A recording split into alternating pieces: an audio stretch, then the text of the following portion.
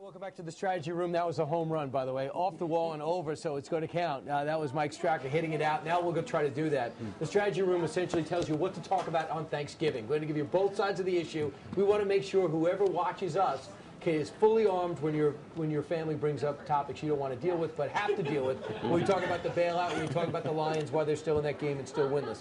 Let's meet the panel, because after all, they're in a semicircle and a desk I didn't even know we had. To my far right, there's Bill Daly. He claims to work in the FBI. We're doing a background check on him, but unfortunately, he's doing it, so he always seems to clear himself.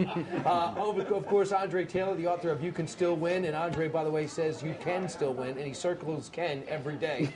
Jess Todfield is not here, therefore I won't introduce him. I also want to meet to my immediate right over there, John Tantillo. He is the marketing doctor. He's looking to find a brand, and I think he's found one. Mike Maslansky, right, Mike? Maslansky. Mike is with Workers, one of Frank Luntz's partners, correct? His favorite partner, would you say that? Favorite and only. And only partner. So you understand what people do and why they do it, and you question them, you get them in, and you understand trends, and people hire you a lot of money to find out what people think. And what to say to get what you want. Excellent. Tracy Burns does everything on Fox Business News. When she's not on this show, she's on that network. Right, Trace? Yeah, fun. Here's how we're going to start. I'm going to start with you. Marketing doctor. I believe this is all a ruse. The whole CEO, I'm going to take $1. The executives that can no longer go on vacation. The jets that no longer should fly, because it's just a ruse, because people need a heavy bag. They need something to pound on, something to be angry at because of this big bailout. And the executives are paying the price for the luxuries they've earned. Well, of course it's a public relations problem, and why shouldn't they be sensitive to that? You're sensitive to it, and when you're in the line of fire, you have to be very, very careful on what you do. So, if you're walking across the street, if Brian Kilmeade's walking across the street and somebody almost hits you in his car or her car, you can't go and do expletive deleted. Otherwise, it's gonna be reported in the media. So you got to be a little bit cautious when. Go ahead. Right. It doesn't look good. But in the big picture, Trace, when you lend someone $700 billion.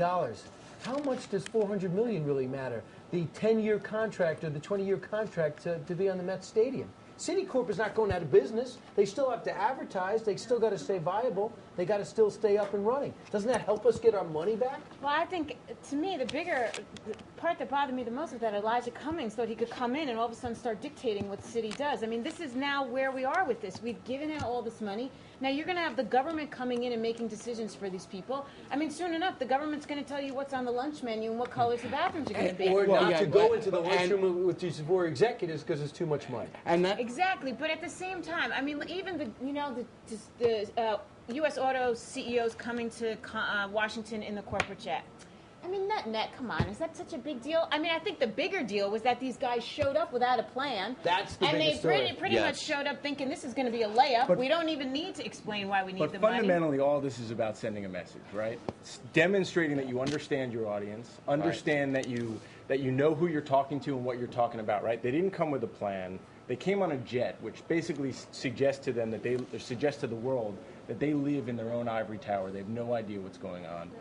Giving up their money, well, is it going to have an impact on finance? No. Does it send the right message? Does it send a message that at least we're in the game, that Americans believe in pay for performance? They've been pissed off about CEOs earning tens and hundreds of $millions for the last decade, while their stock has been, the stock and the investors that they're supposed to protect have been hurt. Right. So it is kind of fair retribution that they don't get. Yes, and that's the difference between the political and what I would call the business. Once you take money from the geniuses in Washington, then you're playing in their arena, and you better be careful on what you do and what you say, because it's all a matter of perception.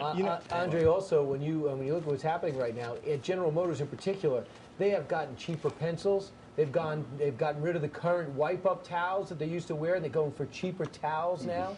They're taking different style brakes. They're structuring. I mean, they're budgeting to the nth degree. Yeah. Does it seem fair when they show up in a Learjet? Does it seem fair when they talk about cutbacks? Well, I think it relates a lot to the issue of strategy.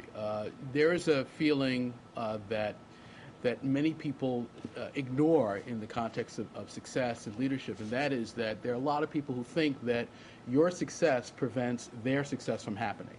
And so when you talk about people coming in Learjets and doing certain things, they immediately think that that takes something away from them. They're not thinking about whether the person earned it, whether it's appropriate in the context.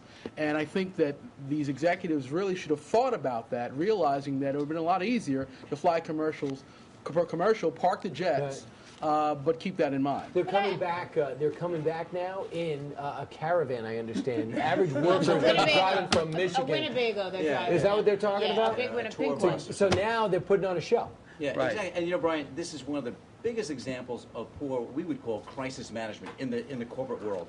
And that is, you send a CEO or someone out there without a message, without any prep, without someone saying, hey, don't take that corporate jet, because that's going to come up and people are going to know about it. So I'm actually glad in a way, because it actually has exposed them for pretty much what it is. They don't have a plan, and they really didn't give it much thought. And I think it sells to the taxpayers that, hey, we better think twice before we give these people money. But now, are you equally outraged when it comes to sports teams? Now, Buick is going off Tiger Woods' bag. They're going to pull out of Freddie Couples. They have another Citigroup is probably going to pull off sponsoring as the main sponsor of the 2010 Ryder Cup. I personally, to tell you the truth, if I want to get my money back, which technically I invested as a taxpayer, I want it budgeted, but I want their name out there. I want to be on Tiger Woods' bag. That's something good, because if your hope is to get General Motors running again, I don't want to have to go from 0 to 60. Yeah, well, but here, I think, so now they're in reactive mode, right? They've got this crisis. They don't have a plan. They've made it very clear that they don't have a compelling plan. Right. And so they're reacting. They're throwing everything that they can at the problem. And they see these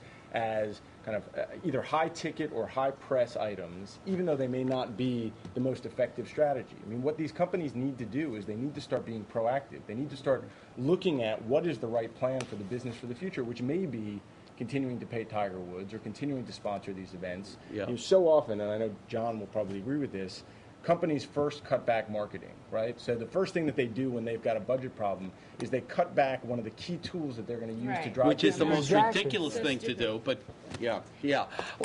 But So I you want them off the stadium, John? If you're Citigroup and you just got $50 billion, should you pull it off the stadium in New York for the New York Mets? Absolutely not, and I'll tell you why. You can't discontinue your marketing, and what you have to do is a campaign and communicate why you're keeping it there. That sales, I mean, when things are bad, what the worst thing you can do is not promote yourself or not market yourself. But I So, think that yeah. all this stuff it wouldn't be so egregious if they were just honest. If the CEOs from the automakers went down with a plan, no one would have given a damn about how they got there. No one would have even talked about it, truthfully, if they had a legitimate plan.